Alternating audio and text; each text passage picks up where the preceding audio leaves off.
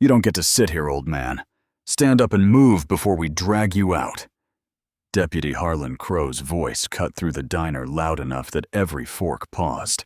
Otis Grant didn't look away from his coffee. He lifted his eyes, calm and steady. "I've paid for my seat," he said quietly. Crow let out a humorless laugh and stepped closer, planting his hand on the counter near Otis's cup. "You think that matters?" he muttered, leaning in like the answer was decided. Around them, people shifted in their seats, careful not to get involved, until Crow's hand snapped forward and sent Otis's coffee cup crashing to the floor, ceramic shattering across the tile. His hand slipped into his coat pocket, fingers closing around his phone. Crow shook his head, dismissing him. "Call whoever you want." He had no idea that this was the last moment things would ever feel that simple. Before continuing, comment where in the world you are watching from and make sure to subscribe, because the next story is one you cannot miss. Soft evening light slanted through the windows of Hattie's diner, casting long shadows across the worn linoleum floor. The place sat on the edge of Bryan County, a small roadside establishment that had served travelers and locals for decades. At this hour, only a handful of customers occupied the red vinyl booths.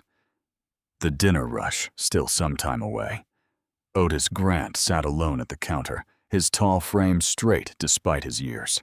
His brown coat was pressed and neat, much like the man himself. He cradled a white ceramic mug between his hands, the coffee inside growing cold as his thoughts drifted to the cemetery he'd visited earlier.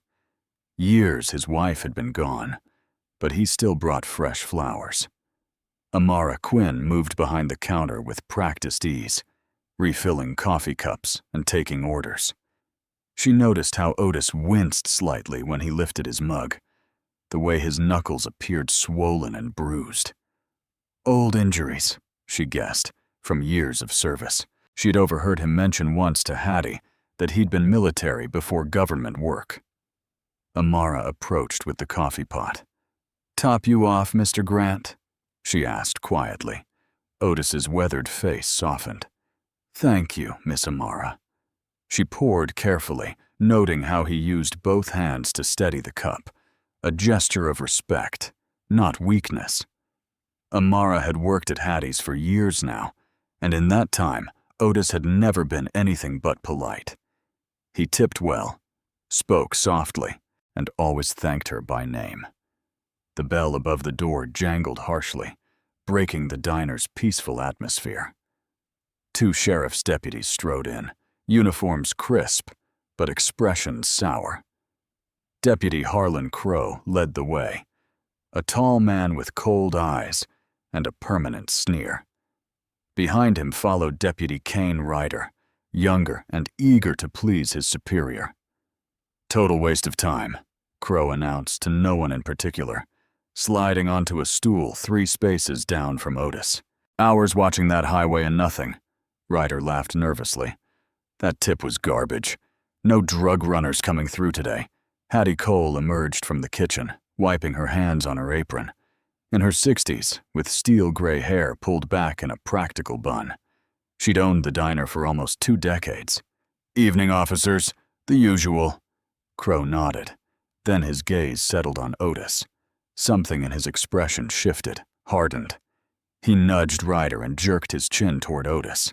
"Haven't seen you around much," Crow said, voice carrying deliberately across the counter. "Just passing through?" Otis took a slow sip of his coffee before answering. "No, sir. I live about 20 minutes outside town." "That right." Crow's chair squeaked as he swiveled to face Otis directly. "Funny. Don't recall seeing you before."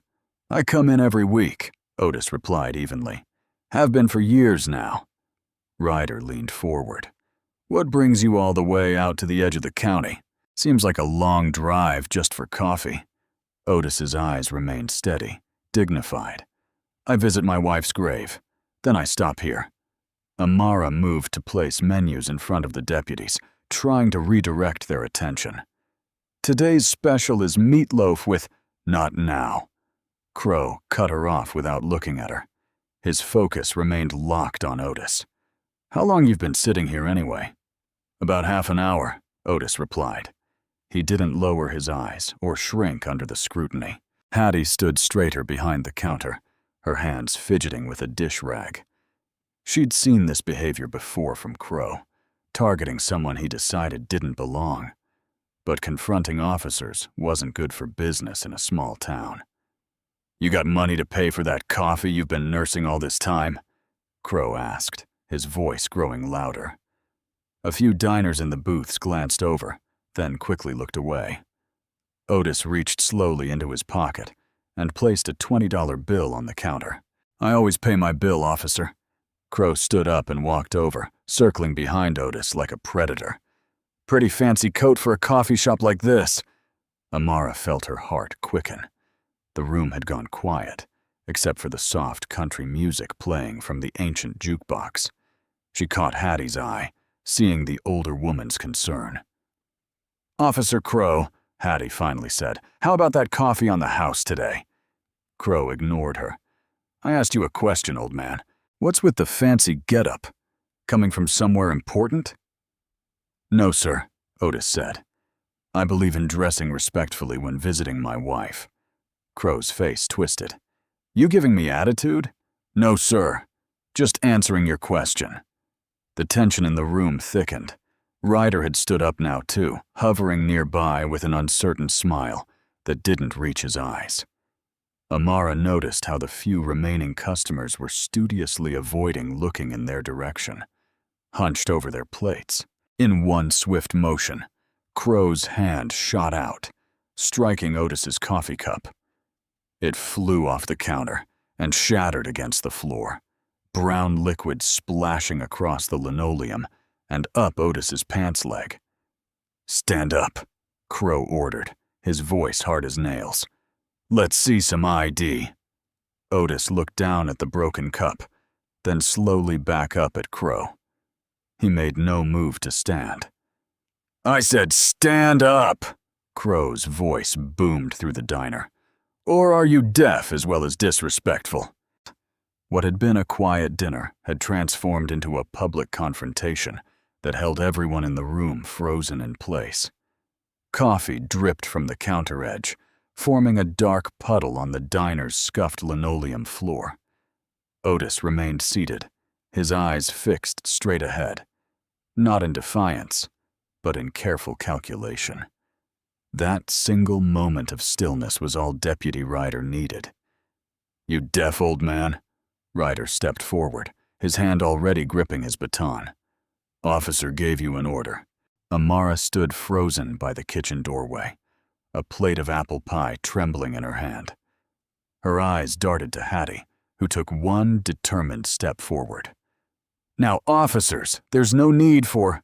Hattie's words died in her throat as Crow casually moved his hand to rest on his holstered weapon. The gesture wasn't subtle. It wasn't meant to be.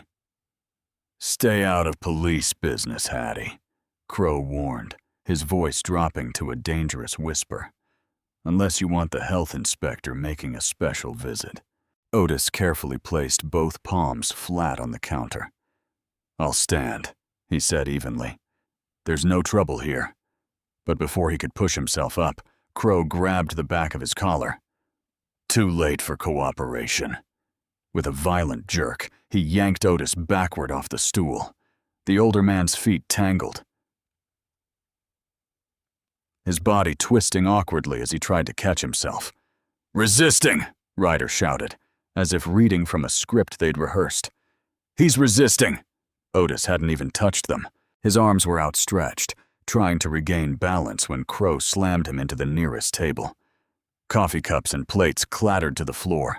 A family with young children scrambled from their booth, the mother scooping up her toddler. On the ground, Crow ordered, forcing Otis's arm up behind his back at a painful angle. On the ground now. Otis's knees hit the floor first, then his shoulder as they pushed him down. His body moved with the stiffness of age, joints that didn't bend as they once had, muscles that had lost their quick response strength. But even as they forced him face down onto the cold tile, something in his composure remained unbroken. "I'm not resisting," Otis said, his voice steady despite being pressed to the floor. When Otis instinctively moved his arm to protect his ribs, Crow's fist came down hard across his cheekbone. Blood immediately welled from a split in the skin. "Stop moving!" Crow shouted. Ryder drove his knee into Otis's back, grinding down between his shoulder blades. The sound that escaped Otis's lips wasn't quite a cry, more like the involuntary release of air from lungs being crushed. A child screamed from across the diner.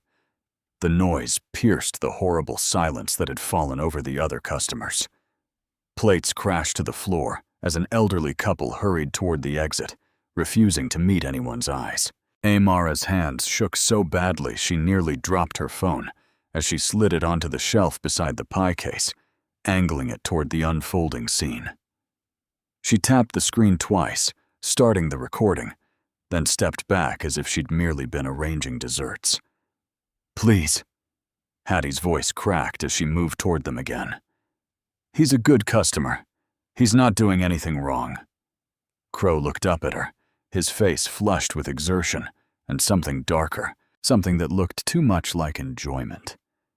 "One more word, and I'll shut this dump down for code violation so fast your head will spin. You serving food with those dirty rags?" Hattie's mouth snapped shut, her face pale with fear and rage. On the floor, Otis's breathing had become labored, each inhale a shallow struggle. Blood trickled from his split cheek onto the white tile.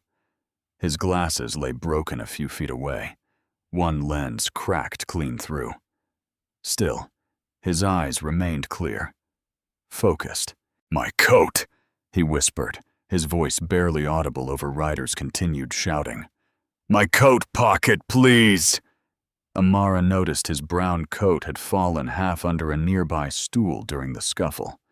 With Crow and Ryder focused on securing handcuffs that bit cruelly into Otis's wrists, she edged toward it. "Don't you dare!" Crow snapped, catching her movement. But Otis had managed to stretch one hand, still cuffed, toward his fallen coat. His fingers trembled with the effort, yet there was purpose in every movement. Somehow, despite the knee in his back and the blood on his face, he reached the pocket and extracted his phone. With remarkable steadiness, Otis pressed one button, then another. The call connected instantly. "It's Grant," he said softly into the phone. "Briar County, Hattie's Diner. Nothing more, nothing less." Crow's face contorted with rage. He lunged forward, ripping the phone from Otis's hand. "Who the hell you think you're calling?" Crow growled, staring at the screen before the call disconnected. "Your lawyer? Think that'll scare me?" Otis said nothing, but the look in his eyes had changed. Not defeated, not afraid, just certain, as if he'd completed exactly what needed to be done. Crow held Otis's phone high like a trophy, his face twisted in a sneer. The screen still glowed with the ended call as he examined it. Blood trickled from Otis's temple onto the diner's white tile floor, forming a small puddle that grew with each passing second. The old man remained still, hands now cuffed behind his back, his breathing shallow but controlled. "Look at this, Ryder," Crow laughed, waving the phone. "No password. Old people, I swear." From behind the register, Amara kept her phone recording, her heart hammering so hard she feared the officers might hear it. She'd angled it perfectly, capturing everything while appearing to simply stand frozen in fear. Her fingers gripped the edge of the counter until her knuckles turned white. Ryder nudged Otis's wooden cane with his boot, then kicked it across the floor where it clattered against the wall. "Who exactly did you think you were calling, old-timer? The president? Your grandson? Your bingo buddies?" He barked out a laugh. Before Crow had ripped the phone away, Otis's voice had been steady, measured. Not the desperate plea of a man being assaulted, but the precise report of someone used to being heard. "This is Otis Grant. It's happening now." That was all he'd managed before Crow ended the call. But something about those words, the way he'd said them, hung in the air like smoke. Crow scrolled through Otis's recent calls, his smirk fading slightly. "Who's this White House number? What? You got some Washington friend you think cares about you?" Otis said nothing. His eyes remained fixed on Crow's face, unwavering. "I asked you a question." Crow's boot pressed down on Otis's shoulder, grinding it against the hard floor. The police radio clipped to Crow's shoulder suddenly crackled to life. "Unit 47. Dispatch. Requesting immediate status update. Respond." Crow frowned, reaching for his radio. "Unit 47. Situation under control at Hattie's Diner. Got a suspect in custody." The radio crackled again. "Unit 47. Confirm nature of incident and full status of all persons involved. Sheriff wants details now." Ryder's head jerked up. "What's going on? We didn't call this in yet." The radio continued, urgency in the dispatcher's voice. "All units be advised. Black government SUV spotted crossing county line on Highway 16.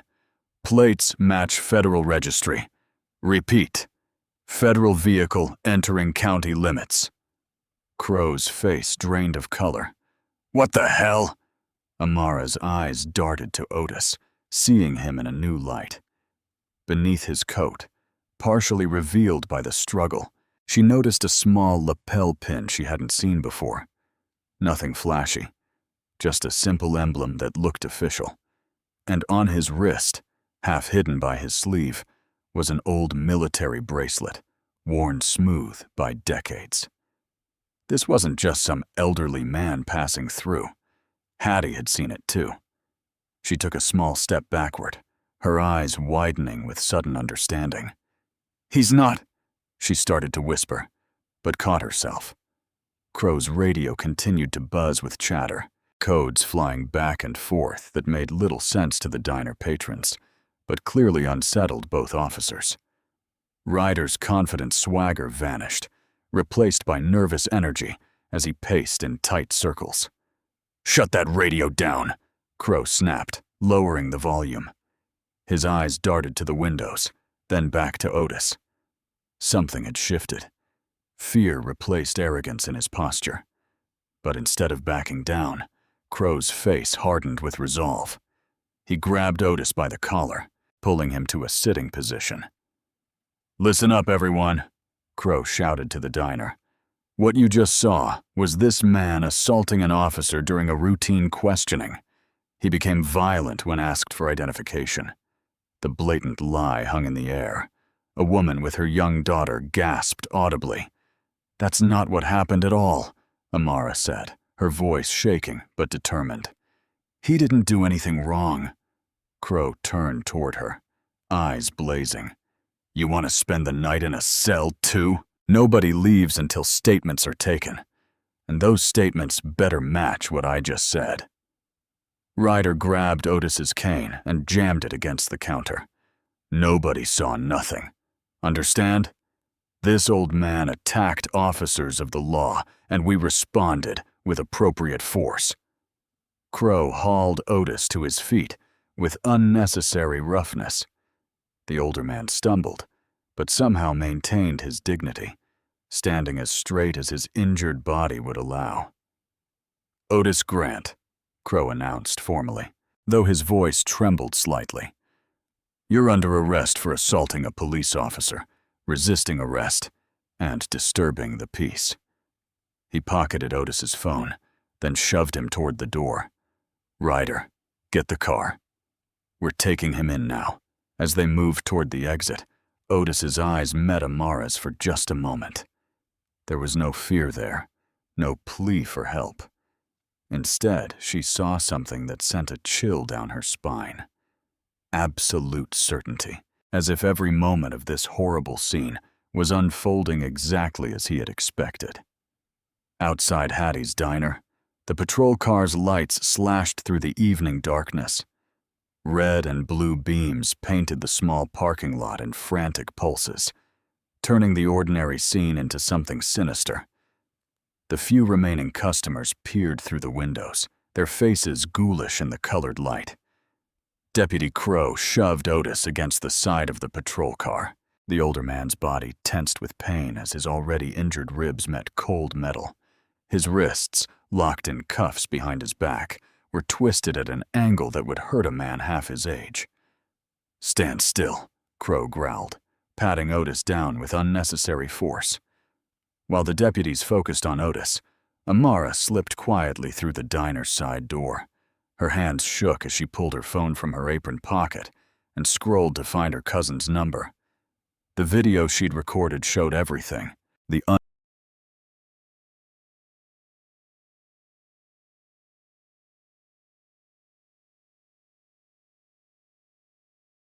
unprovoked attack, Otis's dignity, the officer's cruelty.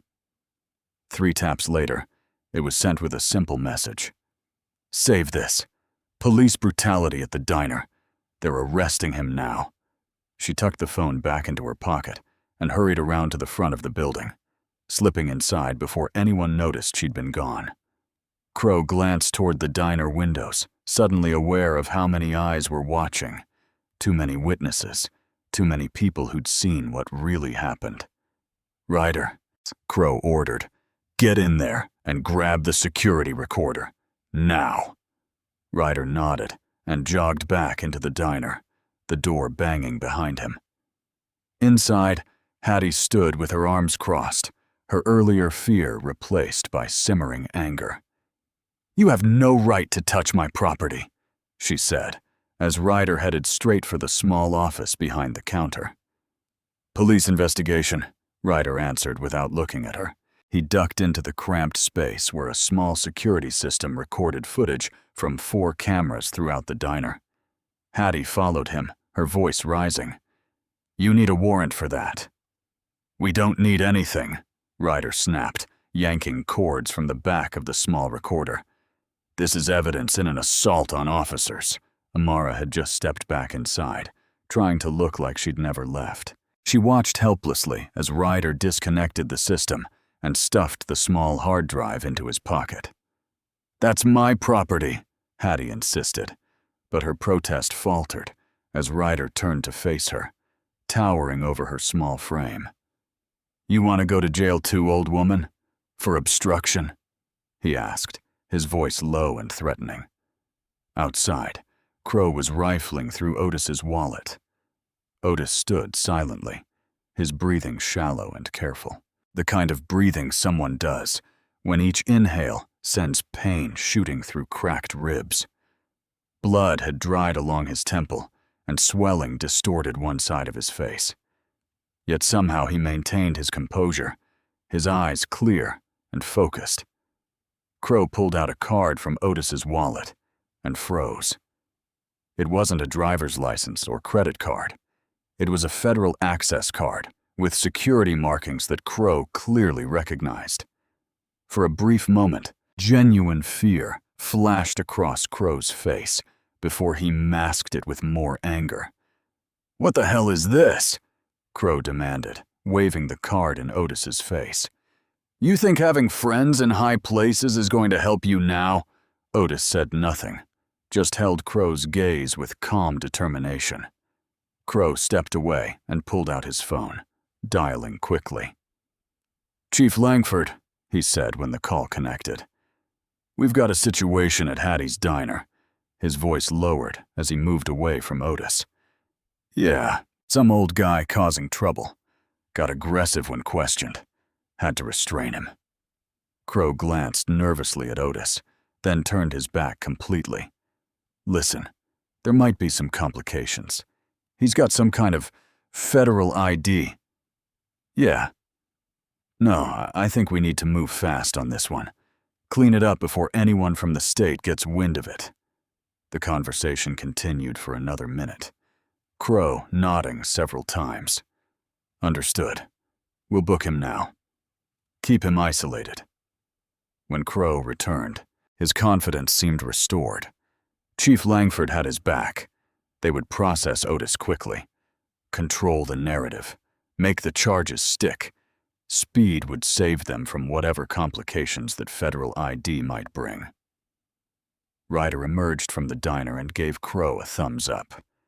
The evidence was gone, the recorder secured. Their story would be the only official record now. "Let's go," Crow said, opening the back door of the patrol car. As they prepared to push Otis inside, the diner door opened again. Amara stood framed in the doorway, her young face set with determination. Otis turned his head, his battered face catching the harsh police lights. For a brief moment, their eyes locked. In that silent exchange, Otis's message was clear. Don't back down. The truth matters. Then Crow shoved him into the back seat, slamming the door with enough force to rock the entire vehicle. The fluorescent lights of Bryan County Jail buzzed overhead, making Otis's bruises look even worse against his dark skin. Crow kept a grip on Otis's arm tighter than necessary as they moved through the booking area. Every few steps, he'd give a little shove, hoping for a reaction. Otis gave him none. Desk Sergeant Arnett looked up from his computer, eyes widening slightly at Otis's battered face. "Got ourselves a fighter," Crow announced loud enough for everyone to hear. "Assaulted an officer at Hattie's diner, resisted arrest, nearly started a riot." Arnett's gaze moved from Otis's injuries to Crow's unmarked face, then to Ryder, who didn't have a scratch on him. His expression said everything his mouth didn't. "Need to process him," Crow continued. "Dangerous individual. Threatened federal connections." Otis stood silently as Crow emptied his pockets onto the desk. When the federal access card slid out, Arnett picked it up, studying the security markings and restricted access codes. "This is," Arnett began. The door swung open, and Chief Victor Langford entered. His uniform pressed perfectly despite the late hour. His eyes went straight to the card in Arnett's hand. "Log that separately," Langford ordered. "Not with the regular belongings." Arnett hesitated. "Sir, this is a federal credential. Protocol says—" "I know what protocol says," Langford cut him off. "And I'm telling you to log it elsewhere. We don't need every rookie who walks through here seeing it." Otis spoke for the first time since entering the station. His voice was steady, despite the pain evident in his shallow breathing.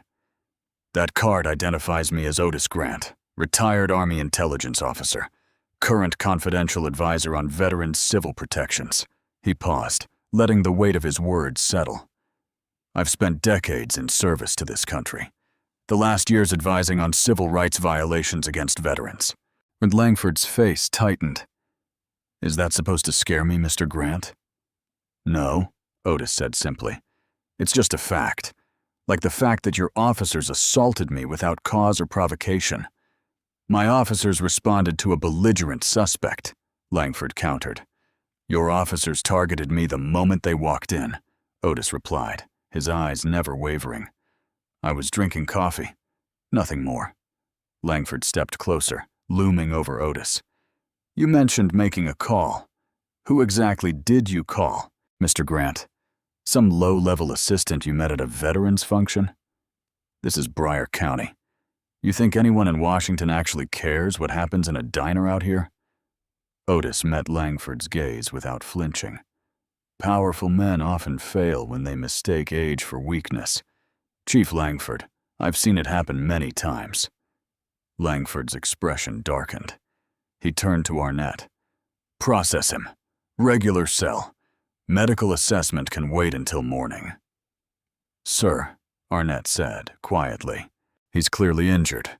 Protocol requires—" "Morning," Langford repeated firmly. "I don't have staff to waste on someone who's just got a few bruises from resisting arrest." Back at Hattie's diner, Amara paced behind the counter. The last customers had left, and Hattie was wiping down tables with more force than necessary. "I sent the video to my cousin," Amara said, checking her phone again. "But the file's huge and our Wi-Fi cut out during all that chaos. It's still trying to upload." Yen Hattie stopped cleaning. "Can you send it another way?" "I'm trying," Amara said.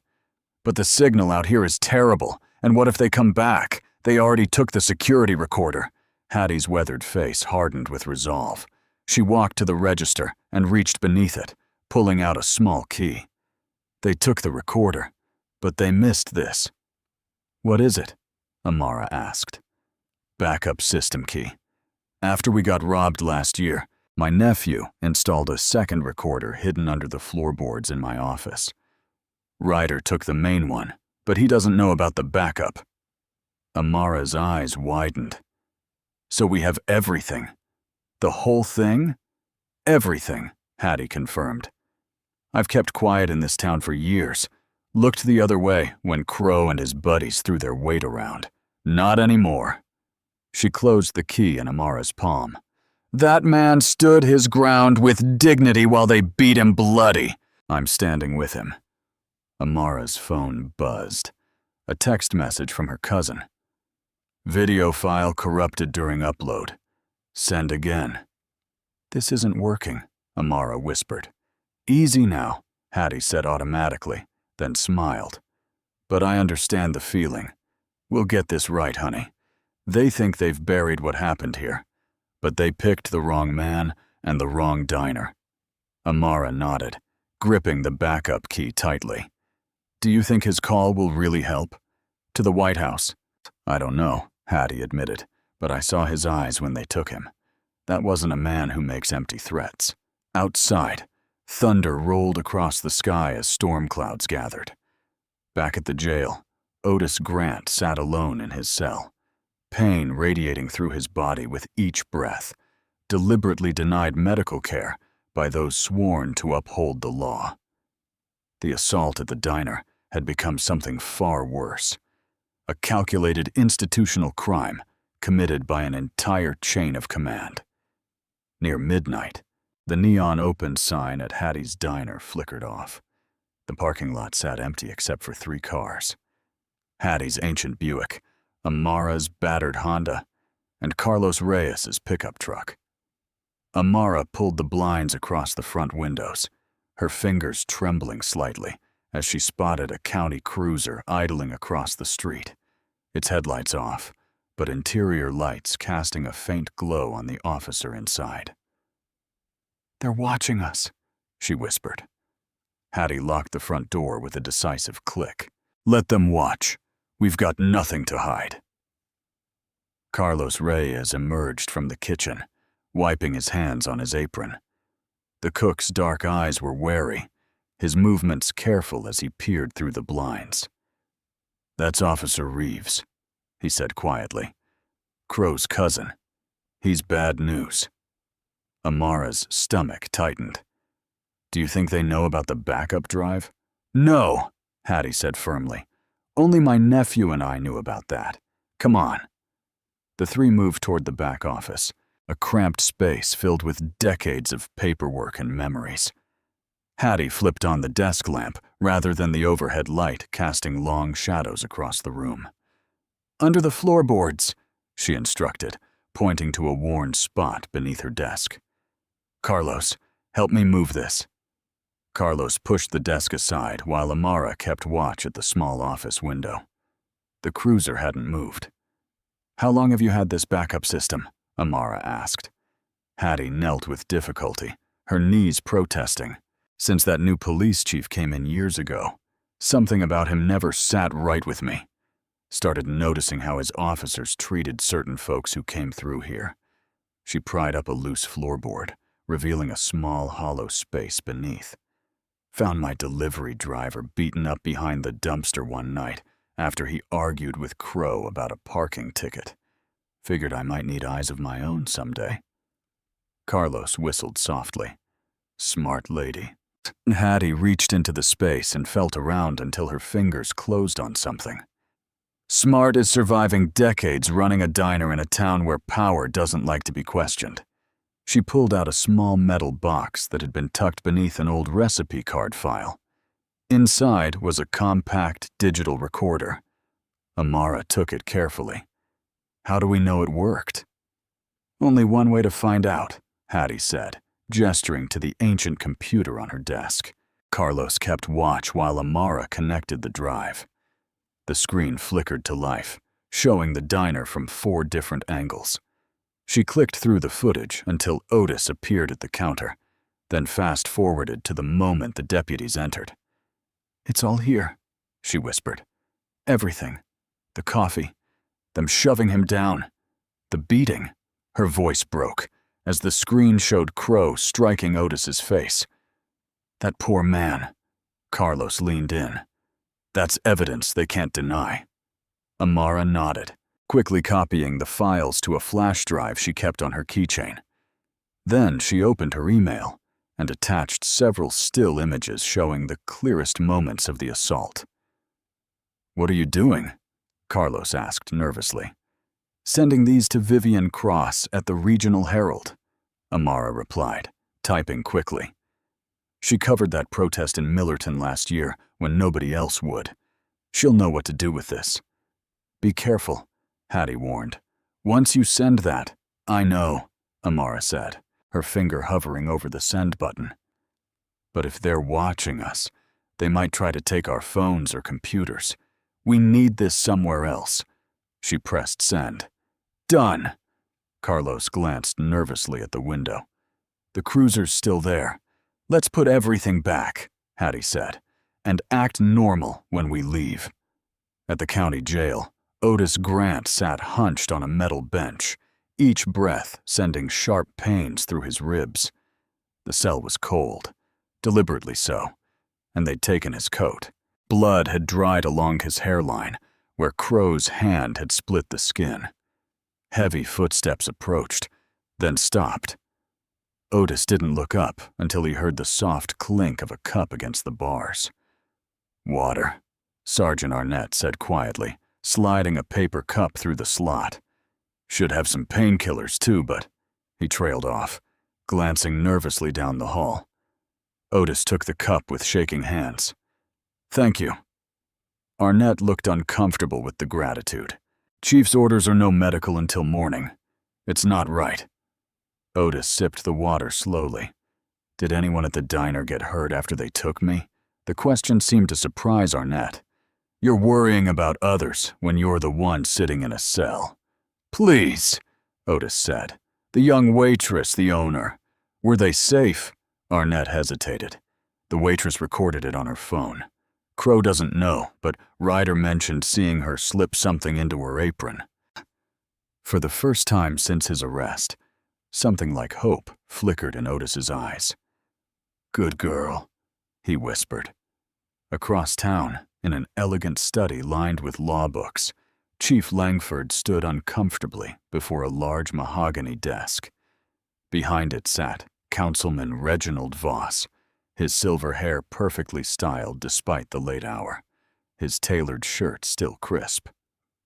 "You're telling me," Voss said, his voice dangerously soft, "that your deputies beat a man with federal connections in front of a diner full of witnesses?"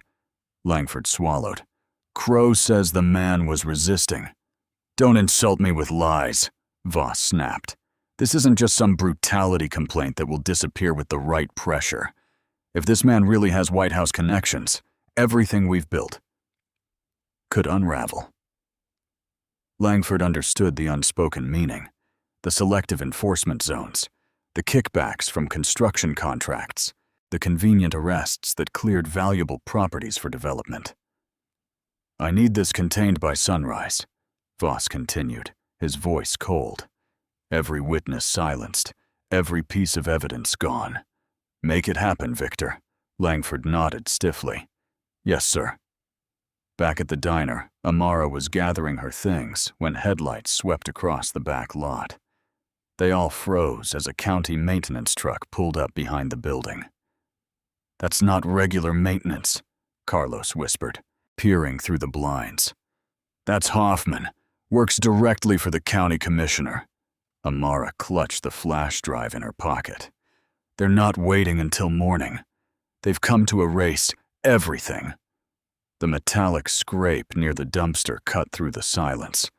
Amara's heart jumped to her throat. She instinctively reached for the light switch, plunging the small office into darkness. Hattie and Carlos moved beside her at the window, their shoulders touching as they peered through the blinds.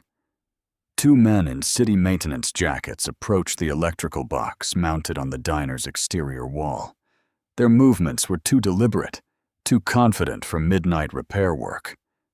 "That's not right," Carlos whispered. "Maintenance never comes after dark." Amara squinted through the blinds. One man carried a toolbox, the other a bulky duffel bag. The fluorescent security light above the back door cast harsh shadows across their faces. Carlos sucked in a breath.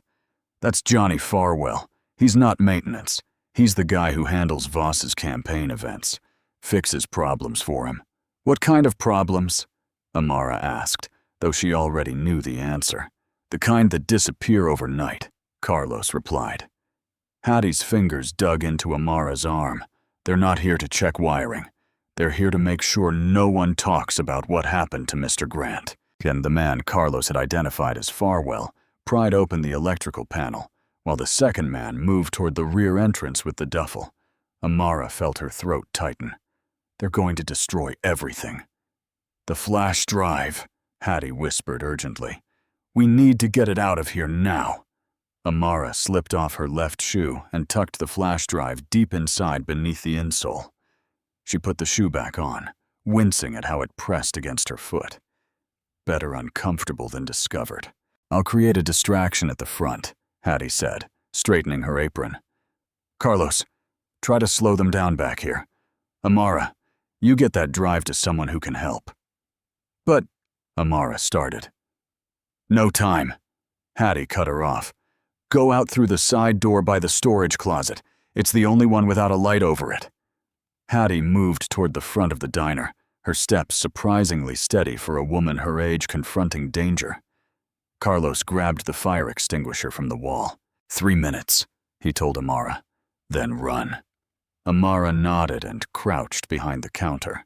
From her position, she could see Farwell cutting into the security camera wires, methodically severing their connection to the backup system they didn't know was already emptied. The second man unzipped his duffel. The sharp smell of gasoline hit Amara's nostrils, even from across the room. Her stomach lurched as he pulled out a plastic container and began pouring liquid along the back wall, focusing on the storage area where documents were kept. The bell above the front door jangled as Hattie threw it open. "What in God's name are you doing to my diner?" Hattie's voice boomed through the building. The distraction worked. Both men turned toward the front, the second hastily capping his container. Amara seized her chance. She scrambled on hands and knees toward the side door, pushed it open just enough to slip through, and eased it closed behind her. Outside, the night air felt electric against her skin. She darted between parked cars,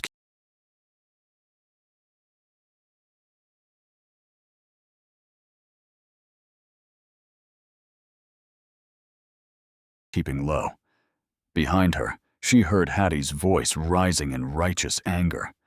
"I pay my taxes! I want to see a work order!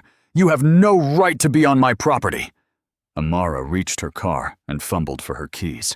Relief flooded through her as she unlocked the door, then immediately evaporated when she rounded to the driver's side. Both rear tires were slashed, clean cuts that couldn't be anything but deliberate. "No, no, no," she whispered, spinning around to scan the parking lot. Whoever had done this might still be watching. Inside the diner, a sharp cry rang out, followed by the distinctive sound of the fire extinguisher. Carlos was fighting the flames. Amara had no time to waste. She had to get the footage out. Decision made. She took off running across the dark parking lot toward Main Street. The all-night pharmacy was 3 blocks away. It had public Wi-Fi and people around, safety and witnesses. Her lungs burned as she ran, the flash drive uncomfortable in her shoe. This wasn't just about 2 violent cops anymore. The slashed tires, the attempted arson. This was organized, methodical. People with power were trying to bury what happened to Otis Grant. They weren't cleaning up after a mistake. They were protecting something bigger, a system, a machine that had been running smoothly until Otis Grant exposed its gears. Amara pushed herself harder, ignoring the stitch in her side.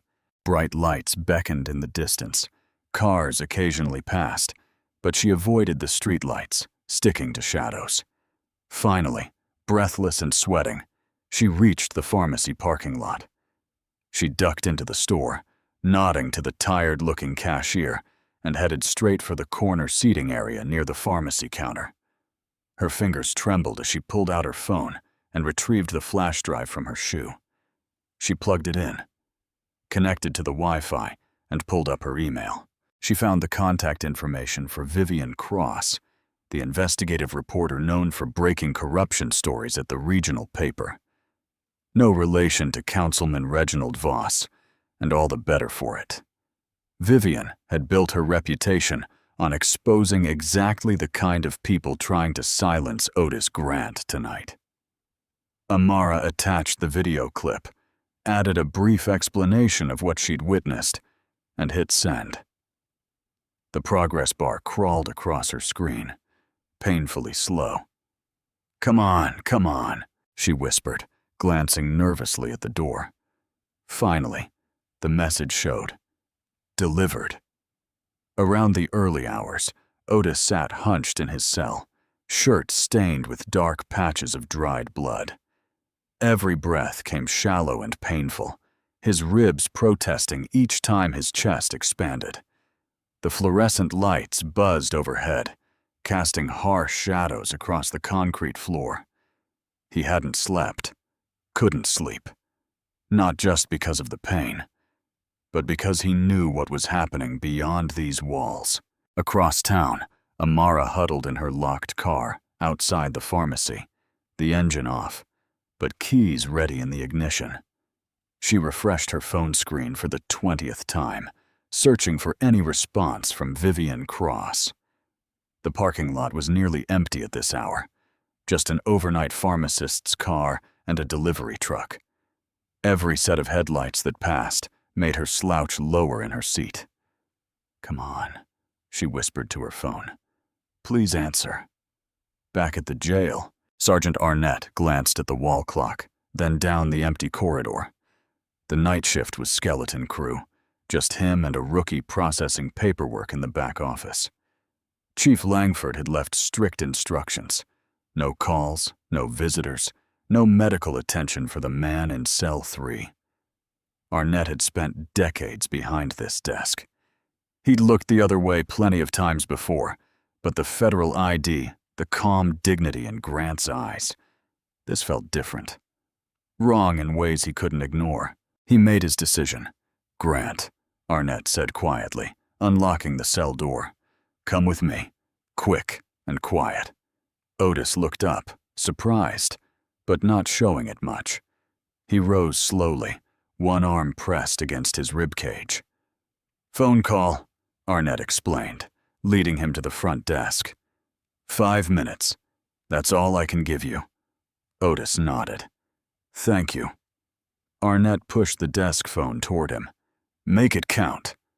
Otis's stiff fingers dialed a number from memory. Not 911, not a lawyer, something more direct. After 3 rings, a sharp voice answered. White House Operations. This is Marcus Reed. Marcus, it's Otis Grant. The voice on the other end changed instantly. Otis. Jesus, it's the middle of the night. I need to report an incident. Otis's voice was steady, despite the pain.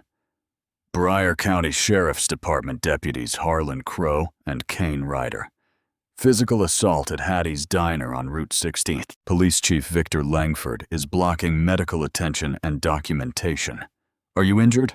Facial lacerations. Probable fractured ribs. Denied treatment for hours now. No dramatics, no emotional appeals, just facts delivered with military precision. Location of detention, Broward County Jail. Arraignment likely being expedited to prevent medical examination. Otis paused, then added the crucial piece. Marcus, they're moving too fast, destroying evidence, intimidating witnesses. This isn't just covering for two violent deputies. They're protecting something larger. Marcus's typing could be heard through the phone. I'm alerting federal monitors now. Justice Department will have eyes on this by morning. Hang tight, Otis. Thank you. Otis hung up and nodded to Arnett, who quickly led him back to his cell. Who'd you call? Arnett asked. Someone who remembers what the law is supposed to mean, Otis replied. Across town, Amara's phone finally lit up with an incoming call. Unknown number. She answered immediately. Amara Quinn. This is Vivian Cross. Amara's relief made her voice crack. You got my email? The video? I got it. It's... Vivian paused. It's explosive, absolutely unambiguous police brutality. We can run it on the morning broadcast. Amara clutched the phone tighter. So you'll help? You'll tell people what they did to him? Yes.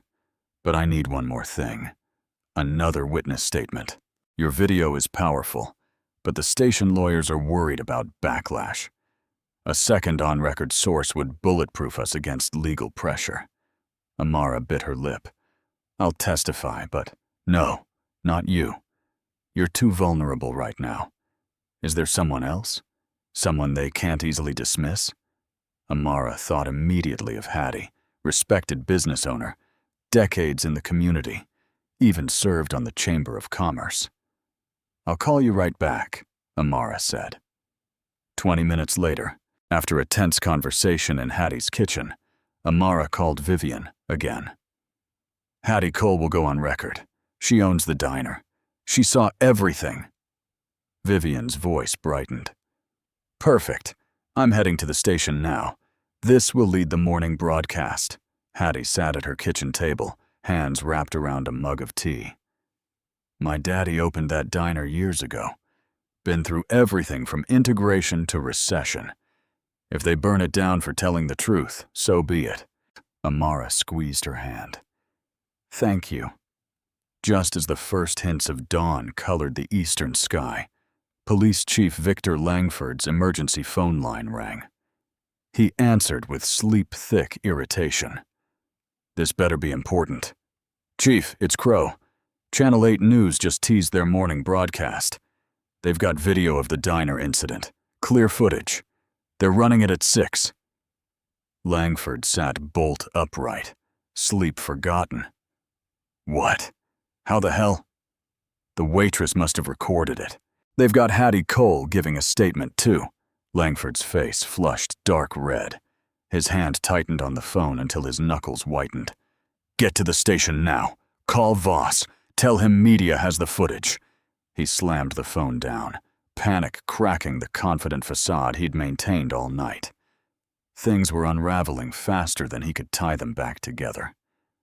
At the jail, the first rays of sunlight streamed through the high window of Otis's cell. He heard multiple sets of footsteps approaching. Heavy, purposeful. The cell door swung open. 2 deputies he hadn't seen before stood there with Langford behind them. On your feet, Grant, Langford ordered. Time for arraignment. I need medical attention first, Otis stated calmly. Langford smiled coldly. Judge is waiting. Can't keep the court delayed for your comfort. As they pulled Otis to his feet across town, the Channel 8 production team gathered in the control room. Vivian Cross stood watching as technicians prepared the footage for broadcast, the timer counting down to the morning show. The sun rose over Bryan County, bringing light to shadows that had hidden too much for too long. Just after sunrise, Otis Grant was led into the cramped county courtroom. His shoulders stooped under the weight of pain. One eye had swelled nearly shut, dark purple against his brown skin. Each step was careful, deliberate, betraying the pain in his ribs beneath the orange jumpsuit they'd forced him into. Despite his injuries, he carried himself with quiet dignity that seemed to fill the small space. The courtroom smelled of old wood and floor polish. Morning light slanted through dusty blinds, casting stripes across the worn floor. Only a handful of spectators occupied the hard wooden benches, mostly courthouse regulars and a few curious county employees who'd heard rumors. The door at the back creaked open. Amara and Hattie slipped in, their faces drawn with exhaustion. They'd been up all night moving between the damaged diner and the pharmacy parking lot, where Amara had finally managed to send the video.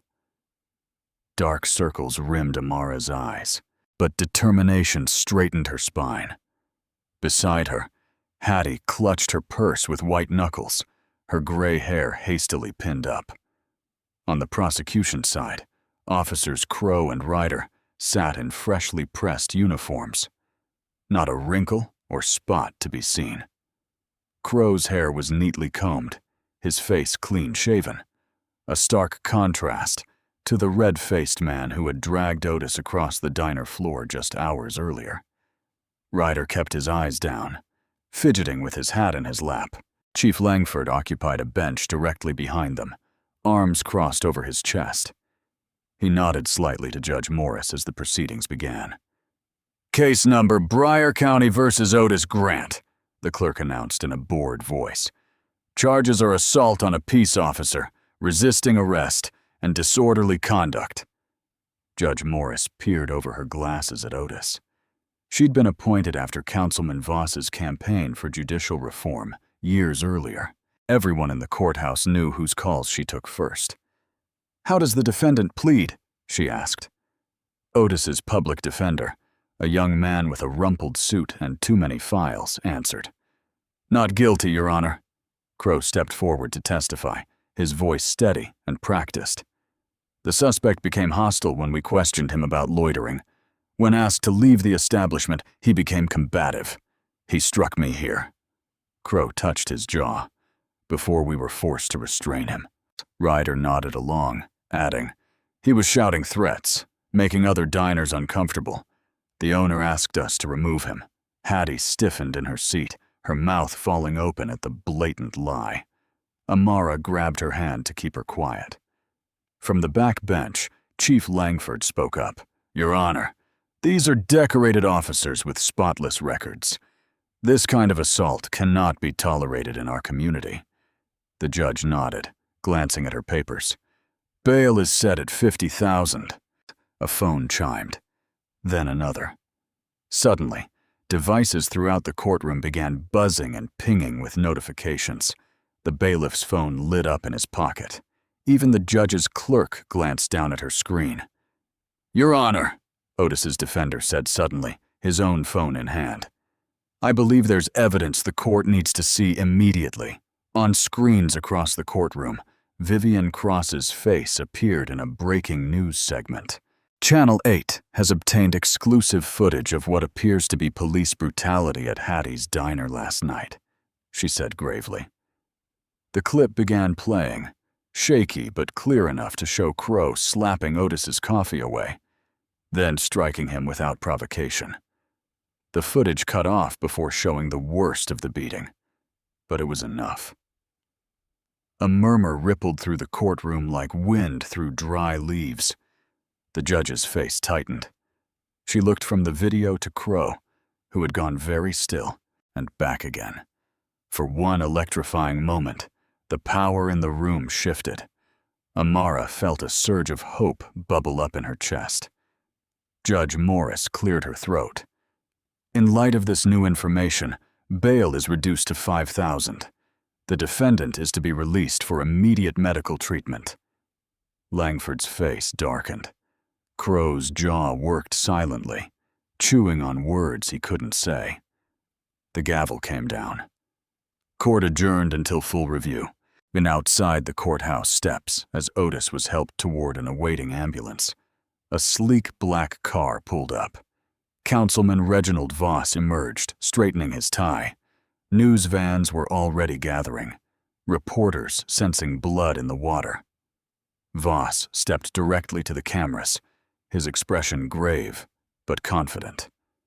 What we're seeing is deeply troubling, not because of police actions, but because of the apparent technological manipulation of evidence. This appears to be a deepfake video released just weeks before my re-election campaign launches. Amara, watching from the courthouse door, felt her stomach drop. "We will investigate fully," Voss continued smoothly. "But we cannot allow political attacks on our brave law enforcement officers based on doctored footage. This reeks of outside interference." Within hours, social media flooded with conflicting accounts.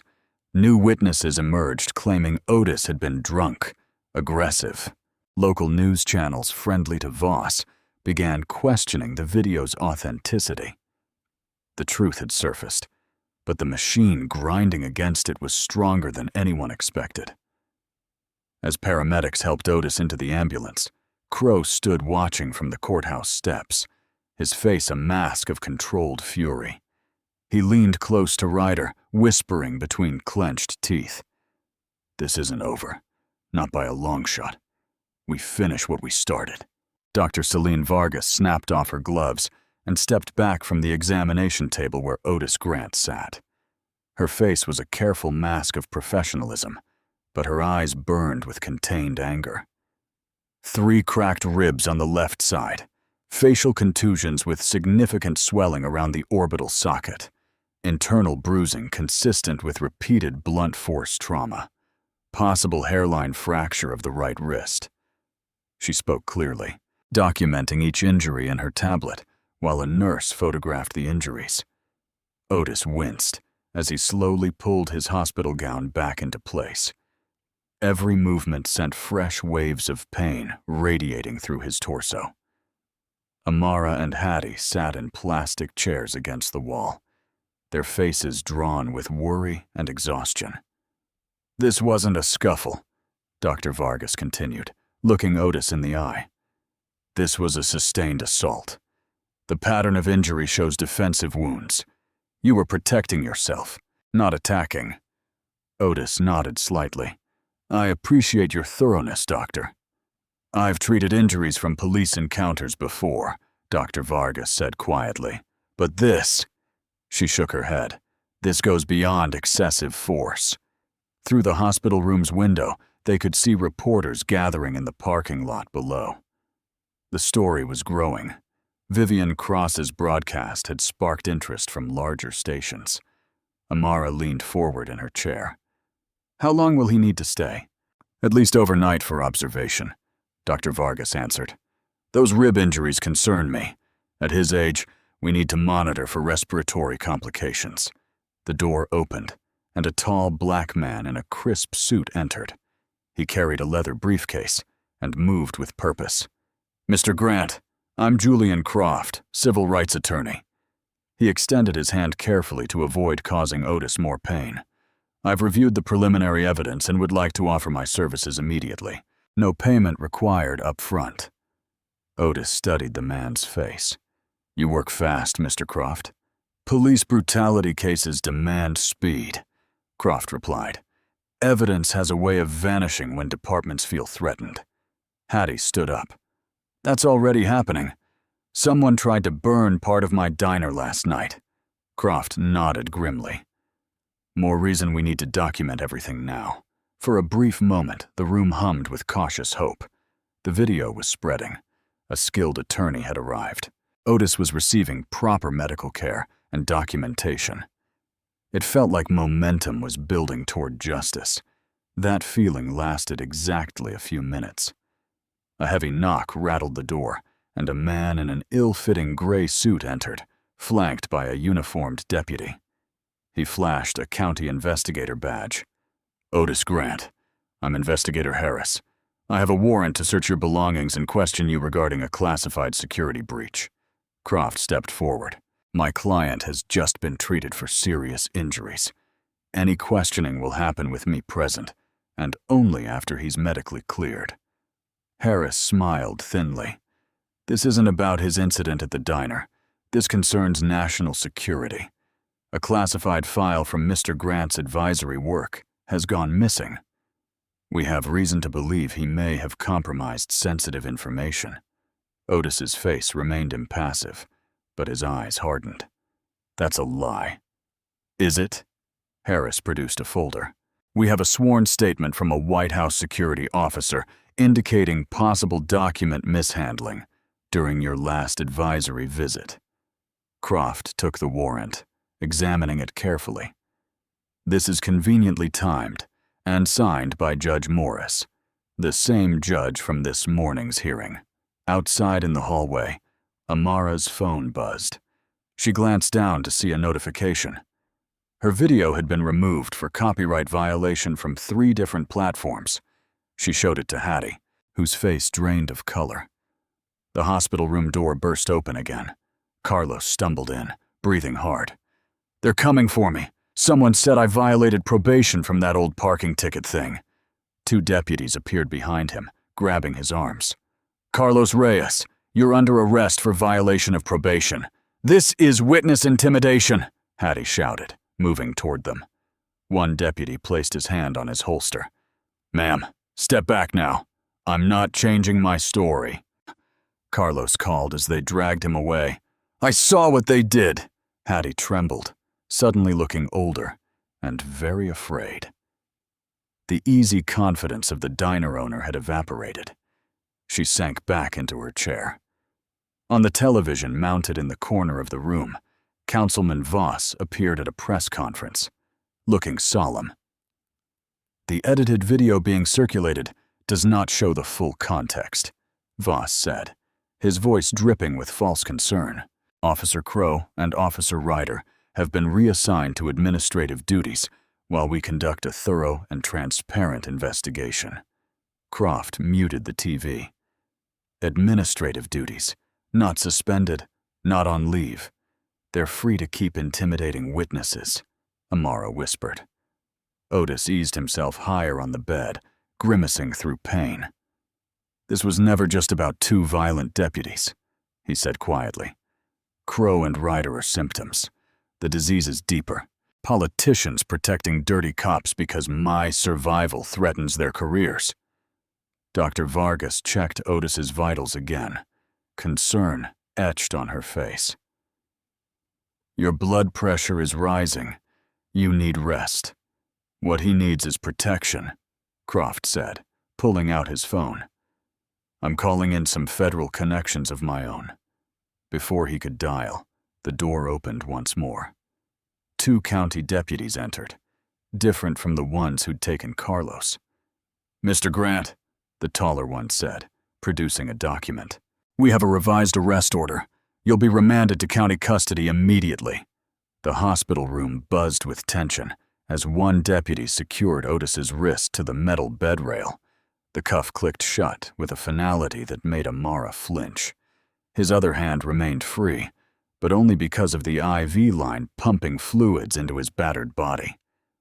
This is completely unnecessary, Dr. Vargas protested, her white coat fluttering as she moved between the deputies and her patient. Mister, Grant is in no condition to be transported. He has 3 cracked ribs, facial fractures, and possible internal bleeding. We're still monitoring. The deputy shrugged. Orders are orders, ma'am. He's considered a flight risk.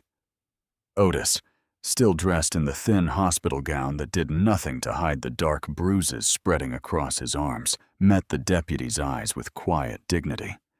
Hard to flee when you can barely stand, he said, his voice low but steady. Outside the window, news vans clustered at the hospital entrance. Reporters held microphones aloft, catching only glimpses of the scene unfolding on the 3rd floor. The story was spreading, but so were the lies.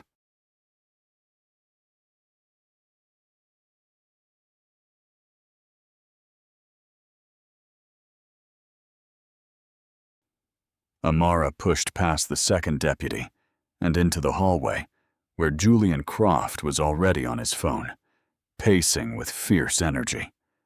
Yes, Judge Colton. It's clearly retaliatory, Croft said, his voice tight with controlled rage.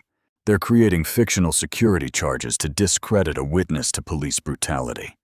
He paused, listening. 1 hour. My client could be back in county custody by then. Another pause. I understand. Thank you, Your Honor. Amara grabbed Croft's arm as he ended the call. What's happening? Judge Colton will hear our emergency motion, but not for another hour, Croft said, running a hand over his face. They're trying to get Otis back to county jail before federal authorities can intervene. On a waiting room television nearby, Councilman Voss's face filled the screen. He stood at a podium looking appropriately grave. Well, I cannot discuss the details of an ongoing investigation, Voss said, his voice dripping with false concern.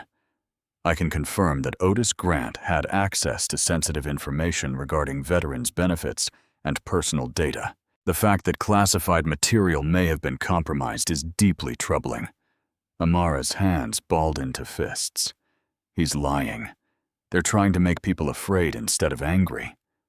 Fear always works better than truth, Croft said grimly, especially when it involves national security. Back in the room, Otis motioned Amara closer with his free hand. His face was pale beneath the bandages, but his eyes remained sharp. Listen carefully, he said, his voice barely above a whisper. This isn't random. I've spent the last year reviewing confidential complaints from veterans and elderly black residents in Voss's district. Pattern of targeted traffic stops, property seizures, intimidation. Amara's eyes widened. That's why you were here in Bryer County. Otis nodded slightly, wincing at the movement. I visit my wife's grave every month, but this time I was also meeting with 3 veterans who filed complaints. Crow and Ryder may have targeted me by chance at the diner, but Voss recognized my name the moment Langford called him. You knew about him already, Amara realized. Federal task force has been quietly investigating procurement fraud and civil rights violations here for months, Otis confirmed. The money trail leads straight to Voss. Building contracts, private prison kickbacks, selective enforcement in certain neighborhoods. The deputy stepped closer. That's enough talking. Otis ignored him.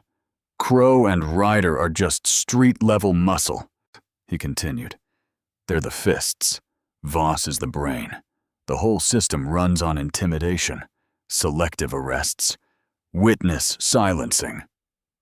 Hattie, who had been silent until now, suddenly straightened her shoulders. That explains why they came after my diner so fast. And Carlos. Croft returned, slipping his phone into his pocket. Transport van is already downstairs. They're not waiting. Then neither am I, Amara said, pulling out her phone and starting a live stream. I'm documenting everything. The deputy reached for her phone. You can't record in here. Actually, she can, Croft countered. There's no law against recording in a hospital hallway when no medical procedures are being performed. Dr. Vargas appeared in the doorway, frustration evident on her face. They're insisting on moving him now. I've documented my medical objections. 2 orderlies arrived with a wheelchair. With surprising gentleness, they helped Otis from the bed to the chair, unhooking the handcuff from the rail, only to reattach it to the wheelchair's metal frame. Otis's face tightened with pain, but he made no sound. Amara kept her phone steady, narrating quietly. They're taking him despite medical advice. This is Otis Grant, beaten by police last night at Hattie's diner, now being arrested again on what his lawyer calls fabricated charges. The small procession moved toward the elevator. 2 deputies, Otis in the wheelchair, pushed by an orderly, followed by Croft, Amara, and Hattie. The livestream counter ticked upward. 12 viewers, 28, 53. As the elevator doors opened on the ground floor, Amara's phone pinged with a message from Vivian. Keep broadcasting. We're picking up your feed. They wheeled Otis through the back corridor toward the loading dock, where prisoner transports arrived. Through the windows, Amara could see the county sheriff's van waiting, its engine running. Just as they reached the exit doors, 3 black SUVs with government plates turned sharply into the hospital entrance, cutting off the sheriff's van. Men and women in dark suits emerged, moving with purpose. The lead deputy's radio crackled. "All units, stand down. Federal hold order in effect." The hospital lobby froze like a paused movie. Federal agents in dark suits and severe expressions fanned out across the entrance, blocking the path to the county transport van. One woman with close-cropped gray hair stepped forward, badge already extended. "Special Agent Harris, Department of Justice Civil Rights Division," she announced, her voice cutting through the stunned silence. "This is an emergency federal intervention. These papers halt any transfer of Otis Grant pending investigation." The county deputies exchanged nervous glances.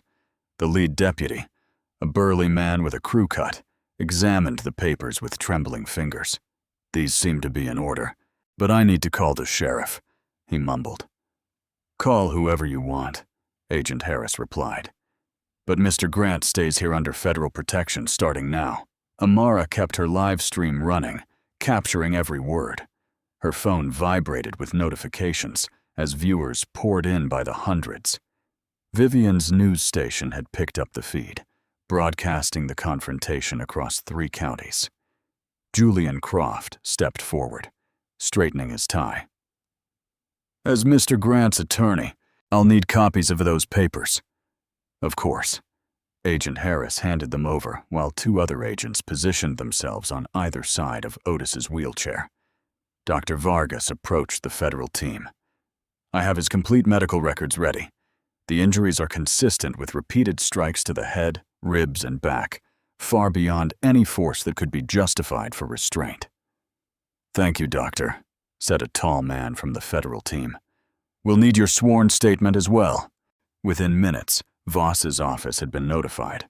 Amara watched as the news rippled through the hospital. A nurse whispered to an orderly who promptly made a call. Security guards shifted uncomfortably.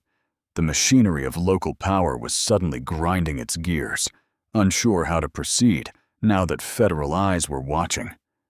Otis sat quietly in his wheelchair, eyes clear despite the pain medication. "I told you they'd come," he said softly to Amara. "The system bends toward justice eventually, if you push hard enough." Agent Harris knelt beside Otis. "Mr. Grant, we're setting up a secure room upstairs where you can recover under federal protection. Your testimony will be critical." Otis nodded. "I've been keeping notes since the first complaint landed on my desk months ago." As the federal team prepared to move Otis back upstairs, the hospital doors burst open. Sergeant Arnett entered looking haggard and nervous. He carried a manila envelope clutched tightly against his chest.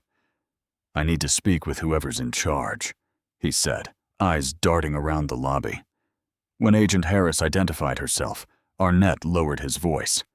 "I brought the real booking log. Chief Langford ordered it replaced this morning, but I kept the original." Julian accepted the envelope, quickly scanning its contents. "This shows Langford explicitly ordered medical care denied despite documented injuries," he said, voice tight with controlled anger. "That's deliberate indifference to medical needs, a clear constitutional violation." Amara touched Arnett's arm. "Why are you doing this?" The sergeant looked down. "Been watching too long, telling myself it wasn't my problem. But last night," he shook his head, "I couldn't sleep knowing what they did to him." Back upstairs in a newly secured room, Otis rested while Julian built a timeline on his laptop. Amara sat nearby, uploading her videos to cloud storage where they couldn't be deleted. "I need to see Carlos," she said suddenly. "He's all alone in there." Julian nodded. "I'll arrange it. The federal presence changes things. The county can't block attorney visits now." 2 hours later, Amara sat across from Carlos in the county jail visitor room. His face was tired, his shoulders slumped. "They keep saying I'll get 5 years if I don't change my story," Carlos whispered. "That I didn't see what I saw." Amara leaned forward. "The feds are here now, Carlos. The whole thing is breaking open." Was it the same man you saw behind the diner? The one from Voss's campaign? Carlos nodded slowly. Marco Delgado works security for Voss's events, but he does the dirty work too. I recognized him right away. We need you to hold on just a little longer, Amara said, reaching across to touch his hand. Vivian's news team found payment records. Voss's campaign paid shell companies that got county contracts. The same companies hired Crow and Ryder for private security. It's all connected, Carlos said, understanding dawning on his face. Always was, Amara replied. By evening, Vivian's special report aired across the state. It laid bare the skeleton of corruption, staged aggressive policing in certain neighborhoods, contracts steered to donors, officers paid to intimidate political opponents. Otis's beating wasn't random. It was the system working as designed until it targeted someone who could fight back. Voss appeared on camera, denying everything with practiced outrage. These are baseless accusations. I've called a town hall tomorrow night to address these ridiculous claims directly with my constituents. When Amara returned to the hospital, she found Otis sitting up watching the same broadcast. He's cornered, Otis observed. That town hall is his last chance to spin this his way. You need to rest, Amara urged. Let the feds handle him. Otis shook his head. I'll be there tomorrow night. Julian looked up from his notes. That's not advisable. Your injuries? I'll be there, Otis repeated firmly. Cowards grow bold when victims stay hidden. I need to look him in the eye while he lies. Amara understood then why Otis had survived decades in intelligence work. His quiet strength wasn't passive. It was purposeful. He knew exactly when to stand and be counted. Then we'll all go, she said. Every witness, every victim. Otis smiled slightly, wincing at the pull on his split lip. Tomorrow night, then. Let's see how brave Councilman Voss is when he has to face the people he's been stepping on. The Bryan County Civic Hall buzzed with tension as hundreds packed the rows of folding chairs. News cameras lined the back wall. People stood 3 deep along the sides, their faces tight with anger or curiosity. Federal agents in plain clothes scattered throughout, their watchful eyes missing nothing. Councilman Reginald Voss stood at the podium, looking confident in his tailored navy suit, American flag pin gleaming on his lapel. His practiced smile never reached his eyes as he shuffled papers and tapped the microphone. Testing 1, 2, he said, voice smooth as honey. Folks, thank you for coming out tonight. The double doors at the back of the hall swung open. A hush fell over the crowd.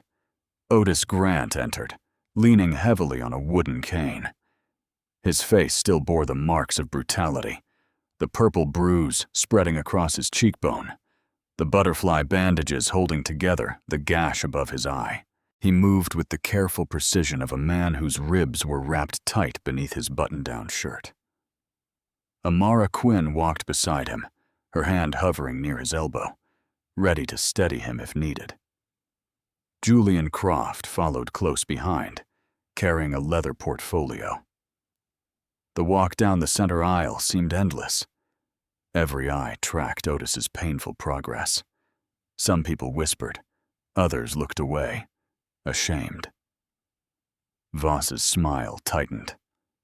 Ah, Mr. Grant has decided to join us. How theatrical. Otis didn't acknowledge the barb.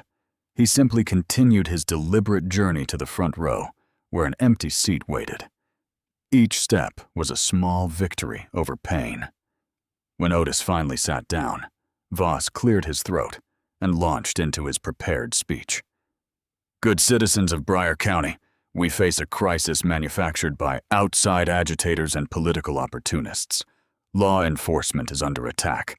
Our way of life is under attack. His voice rose with practiced emotion. What happened at Hattie's Diner was unfortunate, but it's being exploited by those with an agenda. In the front row, Officers Crow and Ryder sat straight-backed in their dress uniforms.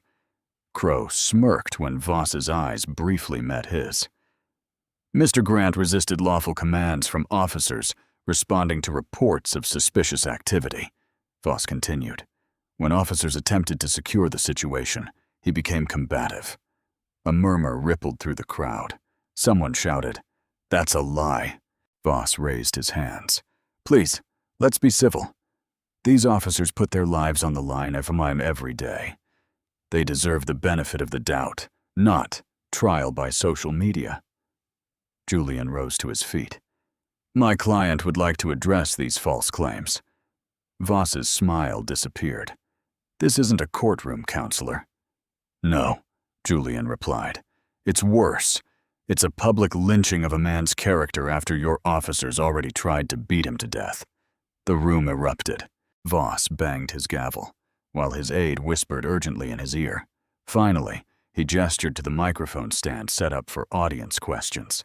"Fine. Mr. Grant can have his say." Otis stood with painful slowness. Amara helped him to the microphone. The room fell silent.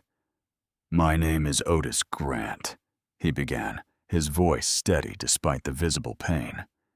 "Decades Army intelligence, years as a federal advisor on Veterans Affairs." He paused, drawing a careful breath around his broken ribs.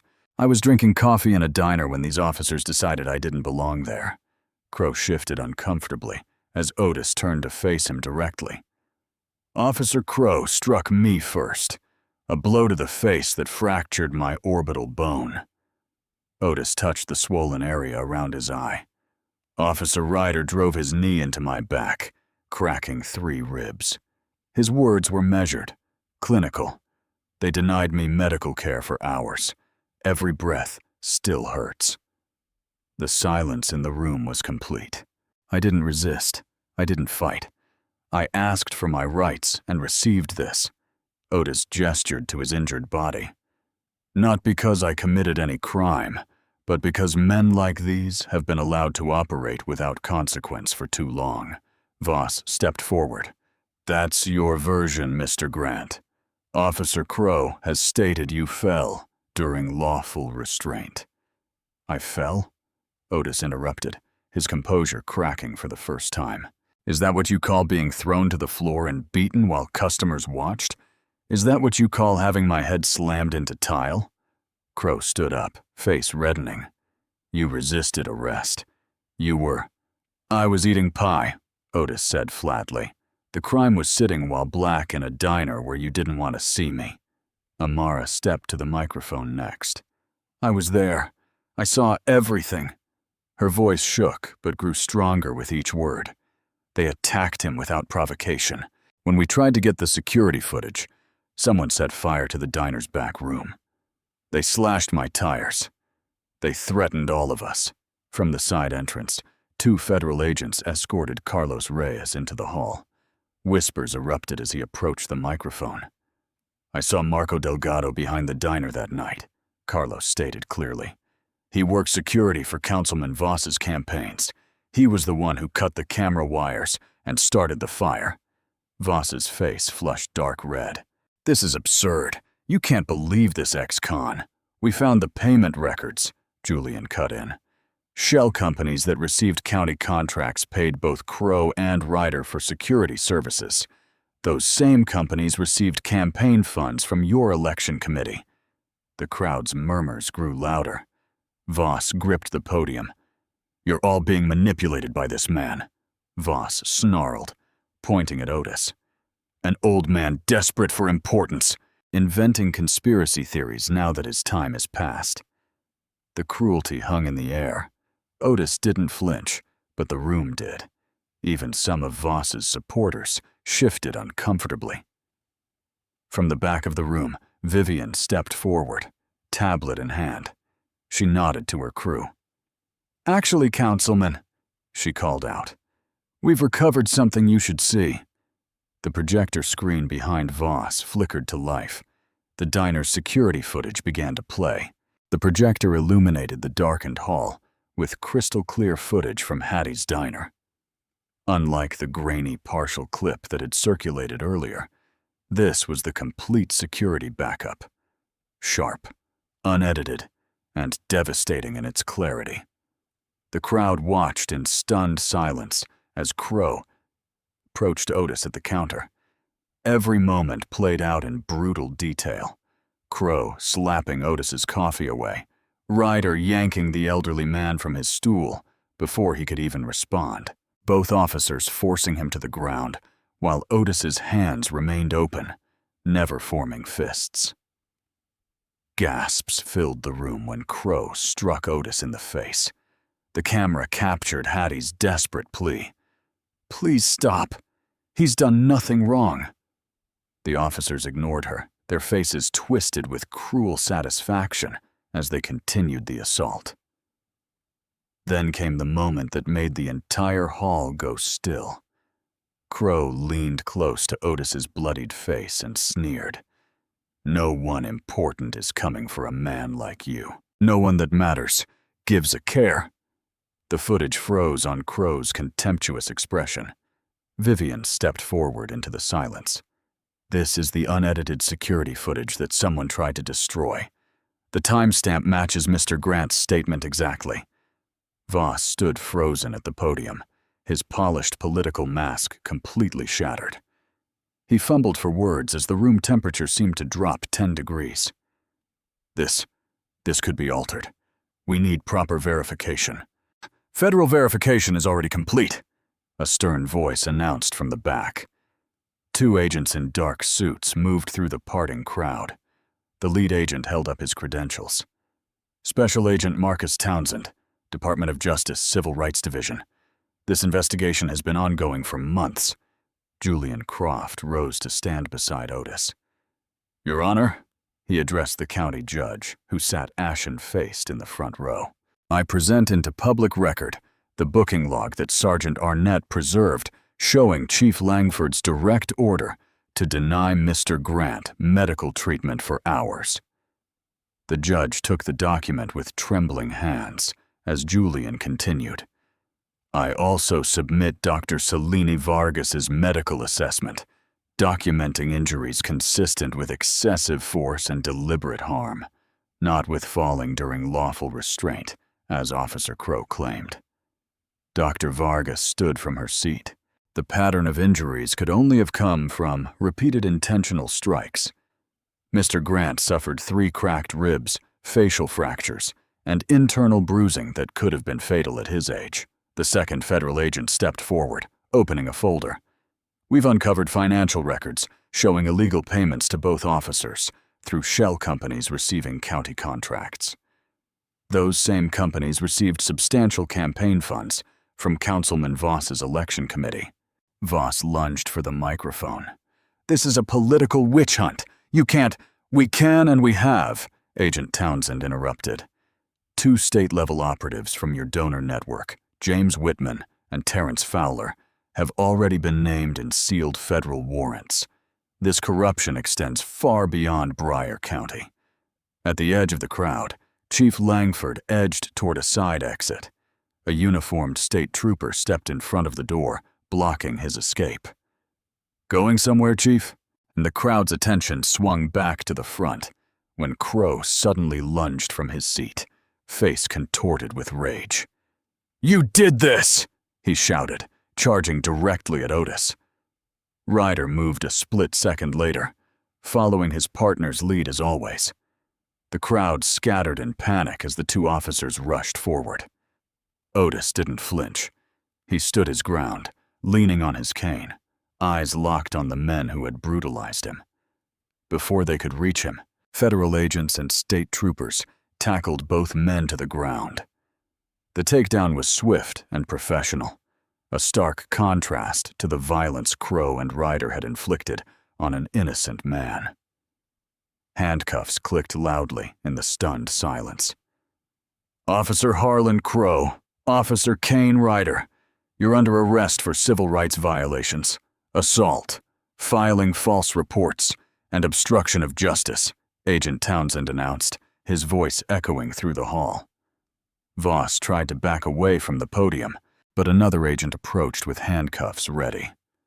"Reginald Voss, you're under arrest for conspiracy." He witnessed tampering and misuse of public funds.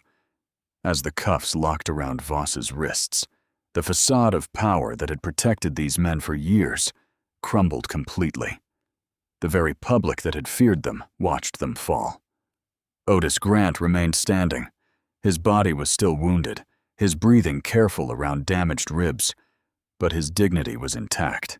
He had faced the machine that tried to crush him and remained unbowed. The room erupted, first in shocked whispers, then in a wave of voices as the community witnessed justice delivered in real time.